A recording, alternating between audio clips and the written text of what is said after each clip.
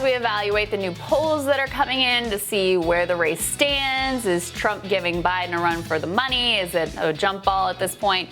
New variable to add into the mix, which is another new study suggesting that there could be a shy Trump voter effect reflected in these polls, which would mean that Trump's support was ultimately understated. Let's throw that up on the screen. And basically, you may recall this from 2016. The idea here is that certain people do not want to admit that they are Trump supporters. That's right. This is one of the reasons that was floated for why the polls were a little bit off in 2016. And sometimes the amount that they were off is a bit overstated, but in key battlegrounds, it was off enough to throw off basically all of the analysts and make it seem like Hillary Clinton was more of a lock on the election than she ultimately ended up being.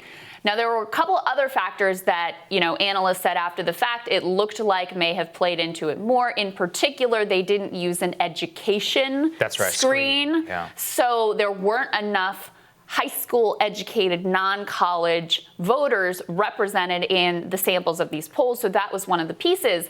But basically what this new study says is that more Republicans and independents are telling pollsters that they would not give their real opinion in a poll than Democrats. So that could indicate that there is a certain group of people who, again, are likely to vote for Trump and don't want to tell pollsters their real preferences. And it's actually statistically significant. So it's 11.7% of Republicans and 10% of independents versus 5% of Democrats. Yeah. So that is actually quite significant in supporting whether they would say that they would be willing to tell a pollster that they support Trump. And quote they gave was, "It's dangerous to express an opinion outside of the current liberal viewpoint," according to the co-chief executive officer and the chief research officer of the person who did this study. Is something called Cloud Research. And the reason that this matters is that post-2016 is that the so-called shy Trump effect in pre-election polls, according to the postmortem, actually did occur. So they found, after an exhaustive study of all polls, they said some Trump voters who participated in pre-election polls did not reveal themselves as Trump voters until after the election, and that outnumbered the late revealing Clinton voters. But it doesn't give us exactly how many people there are. But you're right. The way that you need to look at this, and the reason why we're highlighting it, is that there are a confluence of factors that could make it so that the current mainstream media narrative that Biden is definitely going to win could not be true. Which is battleground states are incredibly tight, 2% versus Hillary's 4% at this point in the election. But second, shy Trump phenomenon, and third was the likely voter screen, which is always something that we have to think about. Think about all of that.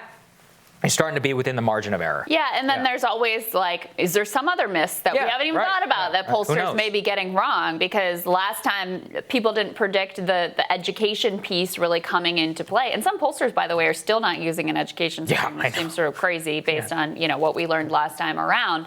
But the other piece here is that if you add those together, it can significantly shift the race, and it only has to be off by a few points. Yeah. So that's why we bring these things to you. Look, it's nothing definitive, but as you're looking at the polls appearing to tighten a little bit, and we continue to get data in, these are the types of things that you need to be weighing and thinking about as well as you evaluate this data. Yeah, I think that's right. All right. Tomorrow on Rising, International President of the Association of Flight Attendants, Sarah Nelson, is going to join us. She's got an update on the latest airline cuts. Also, friend of the show, Ryan Grimm, is going to join us. A big primary day tomorrow, so Ryan will give us a preview on that. Yeah, I'm excited for that. All right, remember to hit the subscribe button so you don't miss any of our videos, and don't forget to like and share as well. And we'll see you guys tomorrow. Have a great day, guys.